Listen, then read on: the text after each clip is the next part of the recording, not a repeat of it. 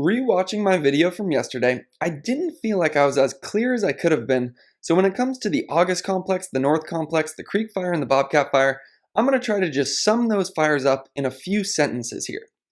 So throughout the day today, it's going to be about the hottest, driest, and windiest we've seen, so we're going to see some active fire behavior throughout the day today.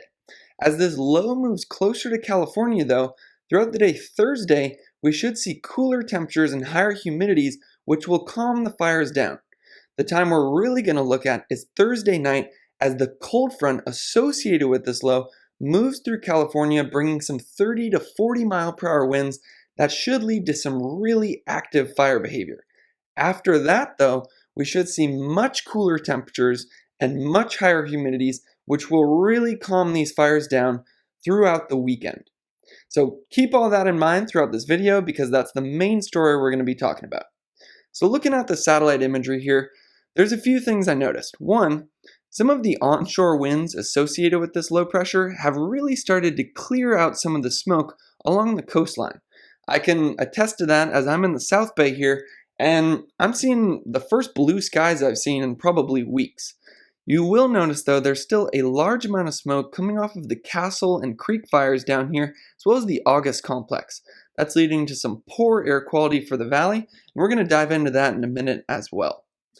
So taking a look at that low pressure system, you see it sitting off the coast here, and that's slowly going to start working its way closer and closer to California throughout the day today, Thursday, and Friday. The big thing to look at with this low is the winds associated with it. So these are the onshore winds that we're seeing right now, and this is really the driving factor of that clearing air we see along the coastline here that is really leading to some decent air quality, especially around the bay. Now, the other thing to look at here is Thursday night. It's around 11 p.m. when that cold front associated with this low is expected to move in. You can see that by these extreme wind gusts that are shown with the white coloring here. So this is around 11 p.m. You can see this cold front's going to hit near the August complex and the Creek Fire, and then that's going to continue throughout Thursday night into Friday morning. And then like I said, once that cold front moves through, we're going to have much cooler temperatures, much higher humidities, and much reduced fire behavior.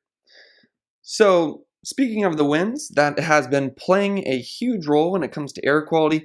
As you can see along the coastline here, and especially around the bay, we actually have moderate air.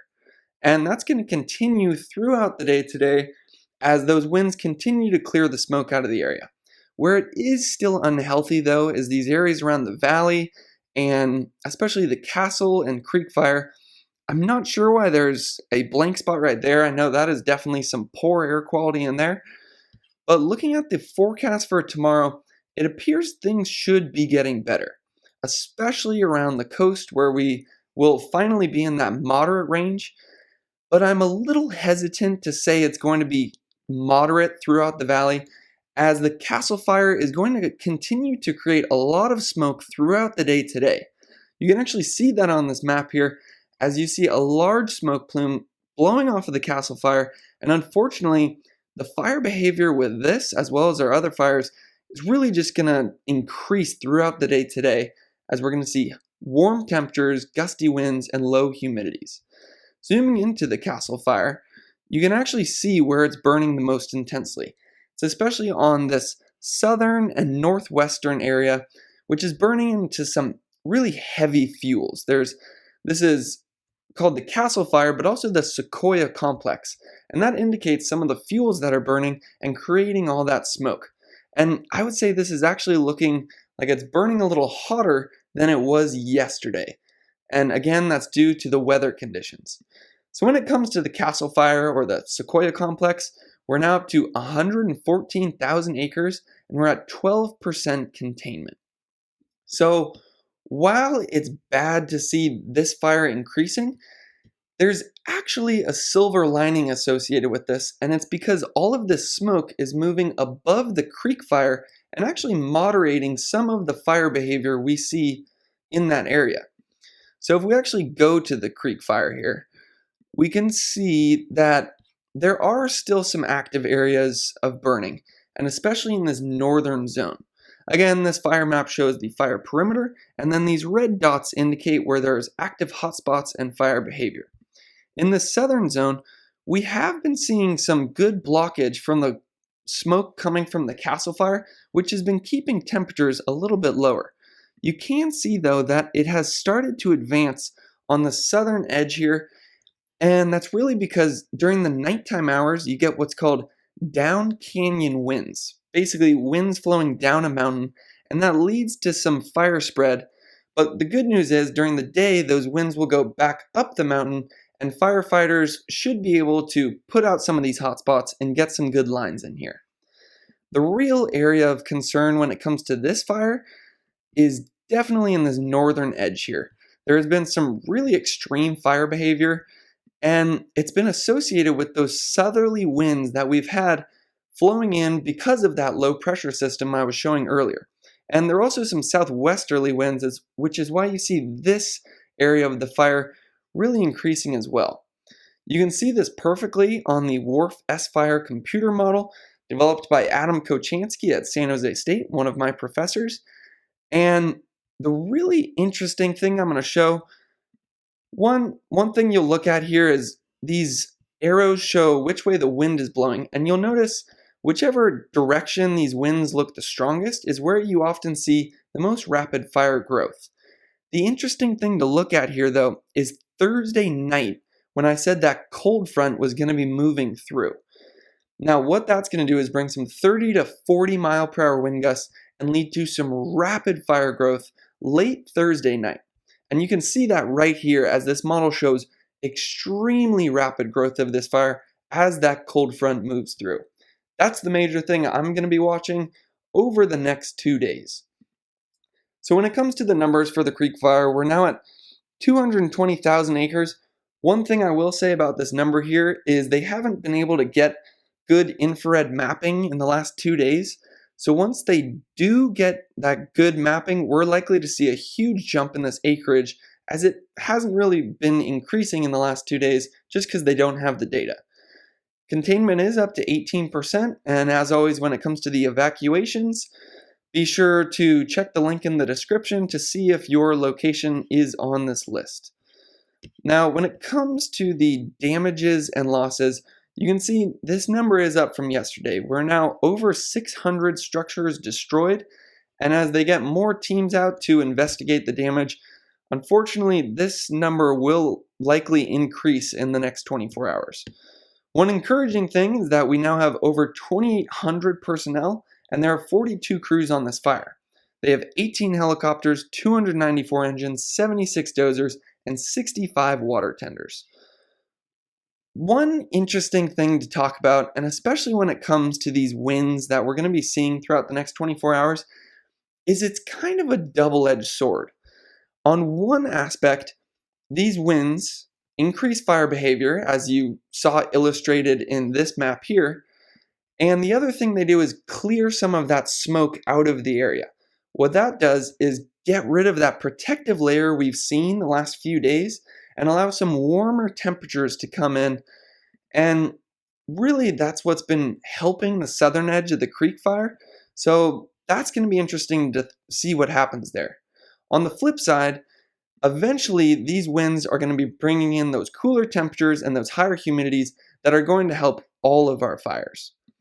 So when it comes to the forecast for the Creek Fire, you can see this illustrates what I was talking about pretty well. Throughout the day today, it's going to be 86 degrees, about the warmest we've seen in this area. And then Thursday, this is a perfect little graphic. You can see smoke earlier in the day, and then as those winds and that cold front move in, all that wind is going to push some of the smoke out of the area, and eventually we're going to have reduced fire behavior as temperatures actually drop below average. Now, looking at this map, one thing I will point out is that the overnight humidity still isn't increasing like we'd like to see. Typically, overnight humidities go up, and that helps firefighters because they can get a handle on the blaze. But that hasn't really been happening with the Creek Fire, and we've seen some active nighttime fire behavior because of these low nighttime humidities. On the bright side, as that low pressure system moves in, the humidity, you can already see it start to rise, and the temperatures start to fall. So that's some great news there. And I think basically summing up, throughout the day today, we're going to continue to see that active fire behavior. We're going to see really active fire behavior when that low pressure system and cold front hit Thursday night, and then things will start to look better. So the next fire I want to talk about is the Bobcat Fire. And this had some pretty major things happen with it within the last 24 hours. And the main reason for that was due to those winds that we've seen increasing really with all our fires, and especially in the northern area. Yesterday, they were saying they weren't expecting any growth in this northern area, but some of those southerly winds increased to 20-mile-per-hour wind gusts, and that led to some growth in this region. The other major problem they've been having with this fire is spot fires. And you can actually see a couple of these popping up outside the previous fire perimeter. What they've been saying is, with these strong winds, there have been spot fires a mile away from the major blaze, and then once those happen, there is a 90 to 100% chance that they turn into a major fire that then connects with this blaze. The reason for that is the fuels in this area are just critically dry. They haven't burned in 60 years, and their fuel moisture is extremely low. There are two major areas we're going to be talking about here. One is the south. I know this is the main priority for getting some good lines in for structure defense. As you can see, it's near these populated regions. One thing you will note is a couple of these spot fires that look like they've actually moved into those populated regions, although I did hear from a source that the fire behavior on the south significantly moderated overnight. The other major concern with this fire is around Mount Wilson here. And the reason for that is there's an observatory and a communications tower that they're really trying to protect. And you can see that the fire continues to move closer to Mount Wilson. So I know in this area, they've actually been fighting fire with fire. They've been burning out some of this vegetation ahead of time so that by the time the major fire gets to it, hopefully there will be nothing left to burn. Now when it comes to the Bobcat Fire, you can see it's up to 44,000 acres, and we still only have 3% containment. There are now over 1,000 personnel on this. I know with this fire, resources have been just a major problem, mainly because there's 28 large wildfires burning throughout the state, 16,000 firefighters spread from northern to southern California. So it's good to see at least this personnel number is increasing. When it comes to the forecast for the Bobcat Fire, I would say this is the fire I'm the most worried about right now, and it's because of these extremely warm temperatures throughout the day today. As with the other fires, you can see once that cold front arrives, we should see some cooling temperatures throughout the weekend. So that's at least some good news there. You can see today, and especially in the afternoon, this is really the forecast I'm the most worried about, as it's going to get up to 97 degrees. We're going to get some afternoon wind gusts, possibly around 20 miles per hour, possibly creating more of those spot fires I was just talking about. And then relative humidity is in the teens. That is not what you want to see. And I even heard one source say they might be expecting some single digits. The reason that is important is because if the air is dry, vegetation gets even more dry than it is already, and then fire can significantly spread and create new spot fires a lot easier than it would if that vegetation was moist. As you can see though, there is some good news in the forecast, as temperatures should be coming down tomorrow. Winds are most likely going to be around the same tomorrow, and then humidity should increase as we see some of that onshore flow start to push in from the ocean. So the next fire I want to talk about is the North Complex. And again, with all these fires, there's really interesting things happening with them every single day. And I would say with the North Complex, well, having some trouble scrolling up to it. Oh, one thing I will say, the LNU, the SCU, and the CZU aren't really growing at all anymore.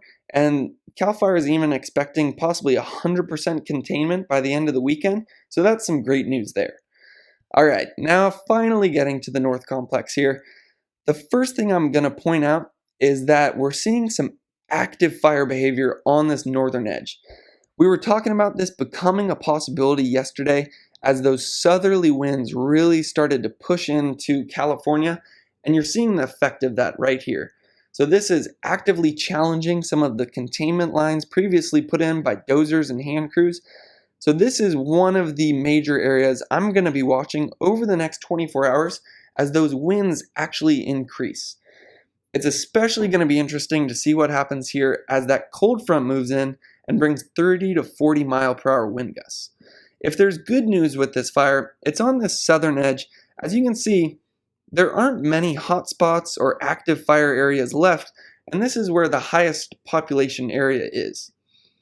So overall, when it comes to this fire, there's a ton of resources on it, and I know they're actively trying to put in lines basically everywhere to really get some containment on this before that cold front pushes in. So looking at the numbers for the North Complex fire, you can see it's up to 270,000 acres, but we're up to 36% containment. So the containment number is at least good news associated with this fire. Where we do have some bad news is with the damages and losses. You can see we're now up to over 8,000 structures destroyed with this fire, and there are 15 fatalities associated with this blaze. Now, to put that in perspective, the North Complex is officially the 5th deadliest California wildfire in history. And then when it comes to some of those structures destroyed, CAL FIRE put together this nice map where you can actually click into some of these neighborhoods. And I know this has been updated in the last 24 hours. We're seeing a lot more data points. While this is preliminary data, if you live in this area, I imagine it'll be useful to be able to access this map and see if possibly your structure has been destroyed, if there's minor damage or no damage at all. So actually before we get into the forecast, I'll say those numbers associated with this fire are not what we want to see. Luckily, the number of fatalities has not gone up in the last 24 hours. We hope to see that trend continue and we don't see these numbers rise anymore. As always, if you or any of your friends or family have been affected by this fire, my thoughts and prayers go out to you. Now, I was talking about earlier how many resources are on this fire, and you can see that. There are over 3,400 personnel, 90 crews. We got 28 helicopters, 235 engines, 91 dozers, and 107 water tenders. So that's some great news here. There are a lot of resources really trying to protect these structures and get some new lines in. When it comes to the forecast, it's pretty much the same as all the others. Today is going to be extremely warm, and then that cold front's going to move in. Then once it does, we get some nice cooling temperatures and hopefully some better air quality as those winds increase and fire behavior calms down a little bit. Now, I really like this graph here because this is the only one that actually shows that cold front move in Thursday night. You can see it has it showing 18 mile per hour wind gusts, but I'm thinking the gusts are going to be more like 30 to 40 mile per hour when that cold front moves in. But there is some good news here. You can see that where the creek fire had those humidities staying extremely low in the nighttime hours, we've actually been seeing some moderate recoveries in the last 24 hours, and we should see that continue throughout the next 2 days, where the nighttime humidities actually start to rise up, and firefighters will be able to handle this blaze a bit better. I guess that is the one other good news we have with this. When that cold front moves in, and we get those 30 to 40 mile per hour wind gusts that'll spread the fire, humidity is going to be decently high. So that will at least help firefighters a little bit. And compared to 40 mile per hour wind gusts, it might not be enough, but at least the humidities won't be in the teens. Now, the last fire we're going to talk about is the August complex here. And you can see there has been some advancement on the southwestern edge. And the main reason for that is, one, it's been relatively windy, it's been warm, and it's been extremely dry. But there's also some really heavy fuels and some steep terrain in this region. And the smoke has actually been so thick that it's been hindering air operations to be able to put some of these hotspots out. Luckily, if some of that smoke clears, we're going to be able to continue some air operations. So again, that's the double-edged sword of the wind clearing some of the smoke. We get better air quality and we can get air operations, but we will get some warmer temperatures and likely some greater winds. So when it comes to the August complex, this is the largest wildfire in the history of California. It's almost up to 800,000 acres, and right now it's at 30% containment. So to put that into perspective, you can see it is the largest wildfire in the history of California, and we're likely to see this number increase as with all the other fires, the temperatures are going to be very warm today. We're going to see gusty winds, low relative humidity throughout the day today, so that number will continue to rise. Just going over our other fires, 3 and 4, we have SCU and LNU. Like I said, those are no longer growing, so they're going to stay at 3 and 4 on this list. With the North Complex and the Creek Fire, though, I think we're going to see a pretty decent jump in the acreage burned throughout the day today as fire behavior remains active, and we're probably going to see a major jump with the Creek Fire as they get that new infrared data. So fire behavior is going to be extremely active today, so I will continue bringing you these updates, and I'm especially going to be focused on that cold front arriving late Thursday night. So as always, thank you to CAL FIRE and the U.S. Forest Service for all the amazing work you do. Thank you for San Jose State Fire Weather Research Lab for basically teaching me everything I know about wildfire. As always, my thoughts and prayers go out to everyone affected by these fires, and thanks for watching.